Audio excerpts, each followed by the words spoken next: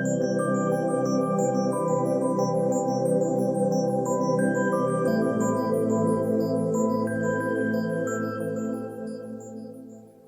everybody, welcome to 2ZQ Hot Takes, where we discuss issues both big and small.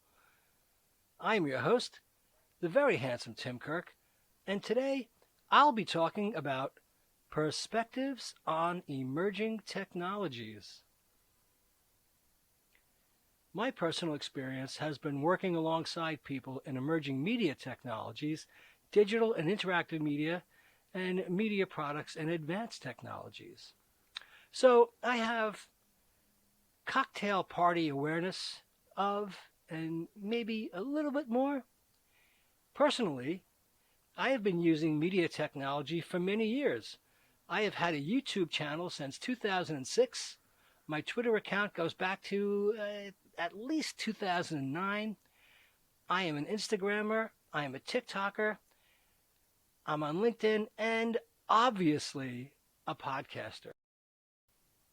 So with my end user knowledge and capabilities, I approach the subject. I have edited the content for time and at least an attempt at brevity. So I'll start with an article from Wibbits, 10 examples of emerging technologies that are revolutionizing the media industry. And this was written by Jonathan Villa in February of 2020. He points out examples of emerging technologies such as Facebook, Twitter, LinkedIn, and YouTube.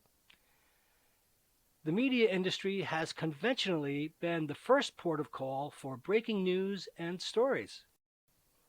However, today's technology means we're all content creators and publishers. It's never been easier to create new videos, spread news via social media, and grow our own audiences.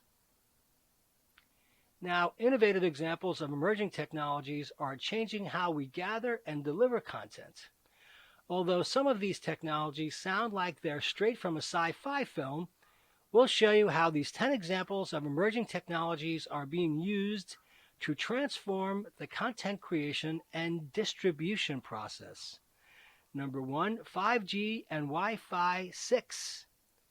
Super fast wireless technology is here with 5G data networks ready to enhance phone speed. It's also poised to help usher in mainstream virtual and augmented reality. We could see data delivered at nearly 10 gigabits per second, making everything from live streaming video to exploring augmented reality a flawless experience. 5G devices are still being developed and rolled out, but carriers from AT&T to Verizon are already competing to be the marketplace leaders of the 5G revolution. Again, this is from 2 years ago. 2. Virtual reality, VR. The ultimate level of news interaction? Being right in the center of the action. VR promises to transport the viewers into the middle of an experience to form a better connection to the story. The New York Times VR app is a good example of VR, and its launch was accompanied by sending 1.2 million Google Cardboard viewers to subscribers. The all-engrossing VR video experience builds a deeper level of connectedness, and not connection, and empathy with news stories. 3. Anti-ad blocking. While our latest report found that 69% of users are not currently using an ad blocker, according to Page Fair, ad blocking could still account for around $0.8 billion in lost annual revenue. Page Fair, SourcePoint, Secret Media, and Admiral have heard the industry's cry and are pitching their own technological approaches to publishers hoping to fight off parasitic software. Some of these approaches offer ad reinsertion software, while others look to serve different types of ads that fit in better with the user's experience. Forbes has been testing technology that blocks ad blocking users from their site entirely, but still offers users an incentive to whitelist their site by promising an ad-light experience once they turn off their software. 4. Automated journalism. Robot journalism. One of the industry's most controversial examples of emerging technologies, lends a helping hand to journalists, content creators, and publishers by interpreting and analyzing data to produce content. Automated journalism is also used to test headlines, source information, and identify trending stories. The Washington Post has developed Bandito, which provides real-time testing to identify the best performing content and make improvements to stories that don't quite hit the mark. Social outreach apps. Content creators can go beyond the usual suspects of Facebook, Twitter, and Instagram to get consumer perspectives. Social outreach apps bring a fresh take on how the media industry engages with its audience. Q&A allows anyone to provide video answers to questions, which enables journalists to get authentic video interviews from as many people as possible without being physically present. Number 6, death of the cookie. Google sent shockwaves through the industry when it announced it will block third-party cookies in Chrome browsers within the next 2 years. This is February 2020. Although advertisers are panicking, content publishers are thrilled to hear they will hold that coveted first-party data. The move could impact immediate revenue from publishers relying on advertising income, but will reimagine what's possible with first-party data and fostering direct relationships. Number 7, data scrollytelling visualization. Text with visuals is the perfect marriage to satisfy an increasingly mobile audience. Presenting data in interactive and bite-sized chunks is key to engagement. Scrolling is the new clicking, so transitioning between different multimedia data sources should be effortless. Scrollytelling is a visualization tool that reveals more data as the user scrolls down the page. A great example of interactive data journalism is the Dawn Wall by the New York Times, which charted one of the most difficult free climbs in the world. Number 8, Internet of Things, or IoT. The world is no stranger to the Internet of Things, turning our homes into smart hubs with voice-supported technology. However, Business Insider Intelligence forecasts there will be more than 64 billion IoT devices installed globally by 2026. They also predict consumers spending nearly $15 trillion on IoT devices, solutions, and supporting systems. The new era ushers in new opportunities, increased productivity, and a reduction of operating costs. And beyond basic voice-driven functionality, emerging IoT devices are also increasingly focused on immersive experiences with visual components. 9. Wearable journalism. Wearable technology is changing the way consumers access content. The Apple Watch makes getting the latest news as easy as telling the time. Wearable journalism is ideal for quick updates until viewers have the time to get the full story. From clothing to contact lenses, wearable journalism presents the opportunity to deliver content in trimmed-down formats without losing the essence of the story. Video may be the king of content for media brands, but publishing enough videos to satisfy viewers is no easy task. The best way to help your team supply the ever-growing demand for video? Investing in video creation technology, whether that means using an online platform or leveraging a video API solution. A cup of coffee, a sandwich, and yoo-hoo. Now from March 25th, 2022, Technology Trends 2022, Tech Vision, Accenture. Tech Trends 2022, Meet Me in the Metaverse. The next wave of digital change is here, providing forward-looking companies with an opportunity to act today to be ready for the future. Welcome to the Metaverse Continuum, a spectrum of digitally enhanced worlds, realities, and business models poised to revolutionize life and enterprise in the next decade. And the header is putting the me in the metaverse. The internet is being reimagined, and enterprises need to be ready for what comes next. For nearly 2 decades, businesses have built out a plethora of digital capabilities. But all of these solutions were created for the internet as we know it today, a digital world in which the platforms that drive value are often separate, where lack of interoperability and data portability are often assumed, and people spend more time offline than online. Early efforts show a new vision of the future of the internet with the creation of immersive digital-only worlds as well as a deeper blurring between digital and physical. The analysis says converging on our digital future.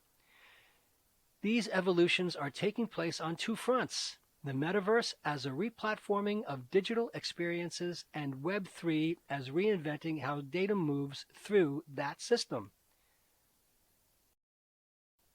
And it says, actions to take, leading tomorrow's internet. Business leaders should start building new strategies today, exploring the potential of new products and services and training their executives on the technologies that will soon be foundational to their business.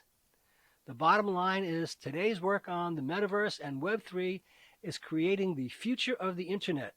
Together, they will remove friction between the proliferation of digital platforms and reinvent the use of data across digital experiences. In the process, they are driving new lines of business, ways of working, and opportunities for businesses and people to interact. The race to define, build, and populate a new kind of digital world is on. They go on to speak about the programmable world and that people will have unprecedented ability to command the world to meet their own individual needs. They'll decide what they see and how they interact with greater ease than ever before. And that we're starting to shift from bringing digital experiences into the physical world to creating physical environments and experiences that are digital. Goes on to say that advances in digital manufacturing techniques are changing how and where physical goods can be made. And whereas in the past IoT devices have been limited in compute power and kept separate, operated through discrete apps, emerging technologies are bringing their true promise to life. As they mature, they'll bring the world online in a way that hadn't been possible before. The next layer of the programmable world is experiential, building on data collected by IoT and edge devices and processed at 5G speeds. Digital twins are a core constituent of this layer. These digital models of the physical world give businesses real-time insights into their environments and operations.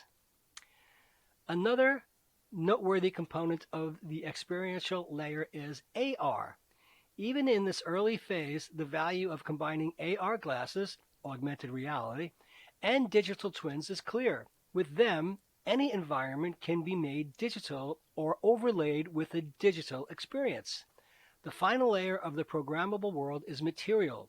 On-demand and hyper-customized products are a reality. For instance, 3D printers can now print a much wider variety of objects. And it also says the programmable world will enable new ways to augment, customize, automate, alter, and otherwise program our physical environments. So the actions to take is full-stack programmability. Becoming a leader in the programmable world will require wide-ranging exploration, experimentation, and development across the connected, experiential, and material layers. And they say the bottom line is the arrival of the programmable world will be the sharpest turning point for people and businesses in decades. We are about to live in environments that can physically transform on command, that can be customized and controlled, and that can change faster and more often than we have ever seen before. Now, next header is the unreal, making synthetic authentic. Synthetic data and images, chatbots and AR are forcing us to consider what's real, what's not, and more importantly, when should we care? When we see the news, we want to know if the video of the president is real. But when we watch the latest Doritos commercial, maybe it doesn't really matter.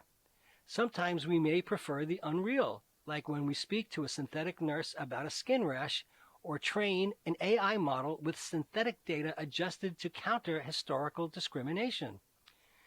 Authenticity will be judged on 4 primary tenets: provenance, what is its history; policy, what are its restrictions; people, who is responsible; and purpose, what is it trying to do. By correcting data bias and protecting data privacy, synthetic realness can make AI both more fair and secure, and synthetic content will enable more seamless experiences and novel interactions with AI while saving time and energy. That said, using these technologies will be controversial. And it goes on to say that as synthetic realness evolves, rather than asking, is this real, we'll begin to evaluate, is this authentic? The analysis is that this is the rise of the unreal world. Recently, the unreal world has gotten a bad rap, and for good reasons. It's maddening to call customer service with an important question only for a bot to not understand your request. But AI has become indispensable to businesses, improving over recent decades. While it was once a competitive differentiator, it is now a business necessity. And it goes on to say, some believe the very use of AI algorithms in social media has created filter bubbles, echo chambers, and algorithmic confounding. And it says the actions to take are elevating authenticity. Since we know that being real has no direct bearing on being good, being real should not be the guiding star for business or society. Rather, we propose authenticity as the new compass. Authenticity means being true to oneself and genuine in a way that others can attest to. More concretely, using generative AI in an authentic way means taking heed of provenance, policy, people, and purpose. Now, how about that? Next is computing the impossible. New machines, new possibilities. The big picture. A new class of machines is emerging that is stretching the boundaries of what computers can solve. These machines, including but not limited to quantum, are pushing Moore's law aside as they jump onto a curve of new compute capability.